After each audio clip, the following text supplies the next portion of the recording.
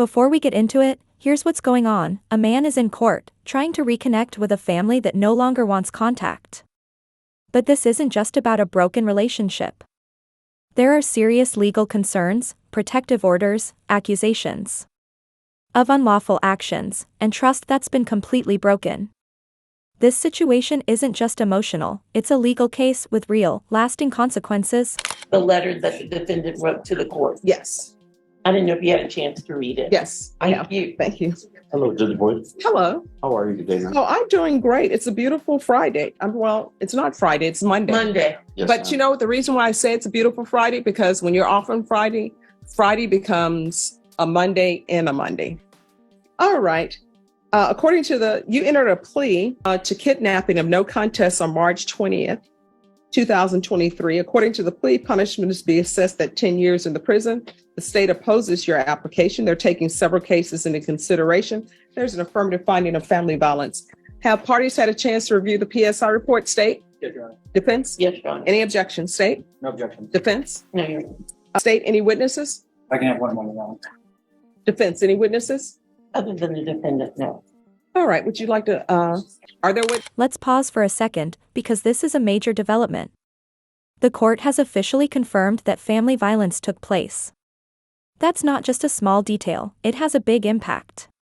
This ruling makes it much harder for the defendant to qualify for probation. In simple terms, the odds just got a lot worse. Yes, Your Honor. Oh, you want to call her? I thought it was for victim impact statement after sentencing. We will be calling her as a witness. I can't hear you, Mr. Vera. Yes. We will be calling her as a witness, Your Honor. All right. Call your witness. Your Honor, and I would object to her testifying to any that we would consider to be a victim impact statement that should be presented to the court after the judge sentences. Okay. All right. Call your witness. Your Honor, we call Jennifer Tovar. All right. Ms. Tovar, if you come forward. Yeah, come up. Can you raise your right hand? Do you solemnly swear or affirm the testimony you give will be the truth and nothing but the truth, so help you God? All right, you can lower your hand. I'm going to need you to speak up so the court reporter can hear. State your name for the record. Jennifer Tovar. State. Ms. Tovar, you are the victim in this case against Mr. Daragosa, correct? Yes, sir. And you are aware that he has applied for deferred adjudication with probation. I am. And are you in what are your feelings if the defendant were to be granted probation? Objection, Your Honor. And what's your objection? He's telling you what effect your decision will have on her. And What would you do if the law promised you protection, but failed to actually keep you safe? That's the reality in this case. The victim wasn't just afraid, she was genuinely unprotected, even with a court order meant to keep her safe. It really makes you ask, how often do these legal protections fall short when it matters most? you don't want her influencing. All right, that'll be sustained. Do you want the defendant to be released on probation? Objection, Your Honor. It's the same thing. Sustained. I'll ask the court to disregard, of course. Oh, yes. It's disregarded. Just 1 second, Your Honor. Ms. Tovar, on December 21st of 2021, can you tell the court what happened?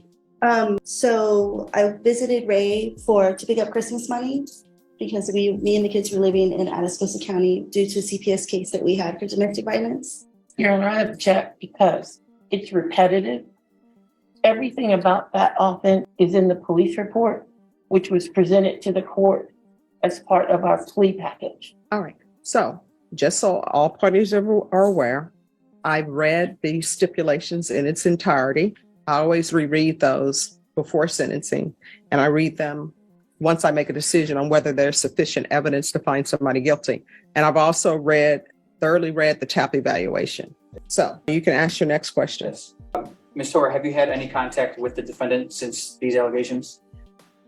Yeah, so he calls the house and speaks to myself and the kids. I guess when he can, because he doesn't No, have any there's objection, non-responsive. She answered his question. All right, that'll be overruled. You can continue.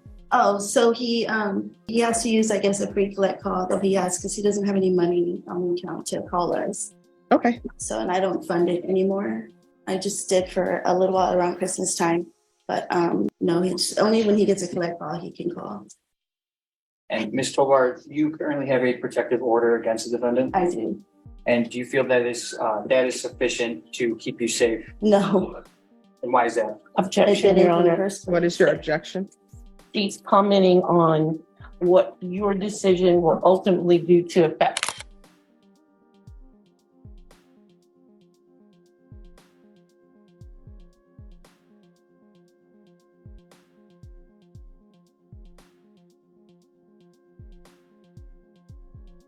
Your children. All right, that'll be overruled. You can answer the question. No, I don't think so. It didn't in the first place. It didn't.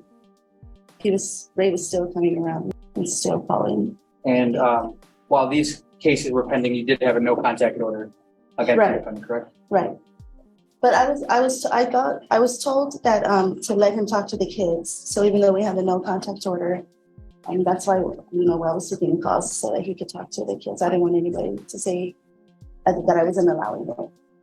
Yeah, because they're not part of the protective order. It's just Thank you. Nothing further, Your Honor. All right, defense. No question. All right, thank you. State, do you have another witness? No other witnesses, Your Honor. Defense. It's the defendant himself. All right, if you come forward, could you raise your right hand for me, please? Do you solemnly swear or affirm the testimony you give will be the truth and nothing but the truth, so help you God? Yes, Your Honor. All right, you can lower your hand, state your name for the record. My name is Zaragoza Ray Tawada Jr. All right, defense. Thank you. Mr. Tovar, did you want to address the court with regard to why are you requesting her to give you probation? Yes. I feel that given probation, I could complete probation. As you know, I haven't been in trouble before, Your Honor. This is the longest I've been in jail. I feel that I've made a mistake. And if you read the current note I wrote to you, Your Honor, it describes more of my feelings. I want to apologize to the court, and I want to apologize to my wife, who we've been together 11 years, 10 years. Been with the family 15 years. All I know is my family, Your Honor. And I'm asking for your leniency and your mercy, Your Honor, for probation and classes so I can better myself. Thank you. All right, state, any questions? Yes, Your Honor, briefly. Mr. Tovar, Yes, sir. in this case, you're charged with a violation of a bond of protective order, as well as a repeat violation of a bond of protective order, in addition to the kidnapping, correct?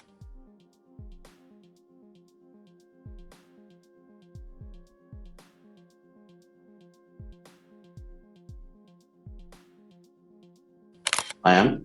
It was. I was.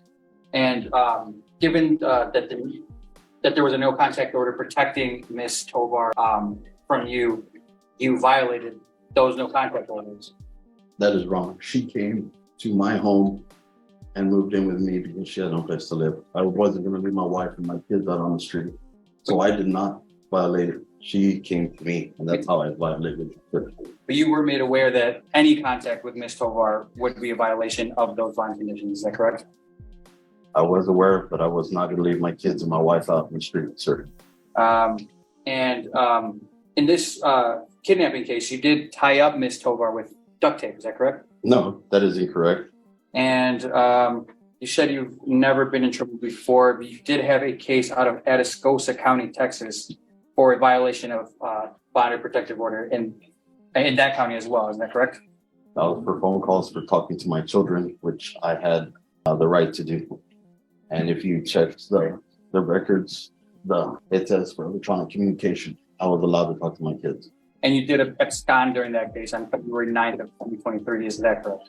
Is that? You just didn't do anything and you failed to report. Okay. I was in jail. Okay. It's not that I failed to report. It's I couldn't go. Okay. I was in custody. I'm sorry. I said during that incident, I was in custody, so I couldn't go over there. I have no further questions, Your Honor. Any further No, questions? Your Honor. All right, any other witnesses? No, Your Honor. All right, the court will hear argument. State, you're opposed. Yes, Your Honor. We're opposed to the defendant being granted probation. While you heard from the victim that she does not feel protected just by the no contact order, and that the fact that he was charged with a repeat violation of court order bond condition twice, which are being taken into consideration in this offense, Your Honor.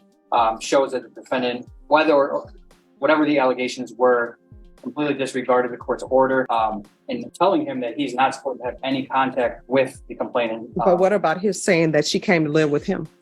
Your Honor, regardless of what the allegations are, if he knew that he had these charges pending. No, I understand that, but isn't that mitigating the fact that she chose to go and live with him?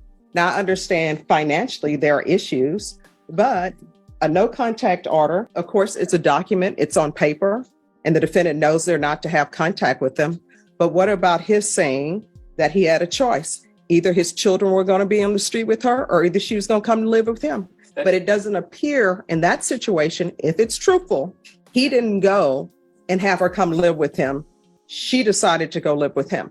That is correct, Your Honor. And while it may be mitigating there, knowing that he did have that no contact order, there are other options for Mr. Tovar to be able to take care of his children without having contact with the complainant. He could have taken the children while Ms. Tovar went to go find another living arrangement. Do you know she wanted him to take the children and leave without her children? That I'm not aware of, Your Honor. Okay. But given that, and given the allegations in this case, Your Honor, we don't feel that we do feel that the defendant is a danger to Ms. Tovar if he were to be granted probation. And so we'd ask that you deny the defendant's application to take it. All right, defense. Thank you, Your Honor. As you know from reading the pre-sentence report, my client doesn't have an extensive criminal history. These offenses, although serious, have really made him take a step back to reassess his life and how he lives his life and how he treats his family. And I think he's expressed rather eloquently in the letter that he tendered to the court. He's going to do whatever it takes to fix himself. He's even read the PSI where the recommendations on the tap eval that if granted probation, he should be placed in a program to help make sure he's no longer drinking excessive amounts of alcohol. And he wants to fix himself in that way. And he's been taking some classes in the jail since he's been in jail. It's been a couple of months now to help him control his demeanor, his anger, everything. He's trying to fix himself. Okay. All right, this is what the court is going to do. The court is going to deny your application, find you guilty, sentence you to 9 years in the prison, give you credit for any time served. Take in consideration 2022 CR 7416, 2023 CR 1300, County Court Cause number 698311. There's an affirmative finding of family violence. There's a $1,500 fine, time and money to run concurrent, and there's to be no contact with Jennifer Tovar. All right, we can go off the record. You have to make better decisions in your life.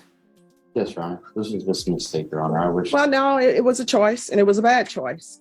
Yes, ma'am. And here's the thing. I understand about protective orders. Yes, I understand that sometimes the person who the protective order is supposed to protect, they decide that they're going to go live with the person that there's a protective order against. And then there's an issue that happens, and then everybody calls the police, and here we are. Yes, So ma'am. when you have a protective order, you are the person who are responsible. And if somebody wants to come live with you and there's a protective order in place, you need to say no. Do you understand? I do now, Your Honor. Well, I mean, you knew beforehand. You just decided, maybe we can work this out. Here's the thing. She doesn't want you anymore. That relationship is over. You can consider her on paper, unless y'all got a divorce, she's still your wife. But in reality, she's not your wife anymore. She does not want to be with you. Do you understand? Do not call her from the jail. Do not call her from the prison. Do not contact her. And if you want to see your children, and Ms. Burke does a lot of civil work, if you want to see your children, then that needs to be done through a third party, but it's not to be done through Ms.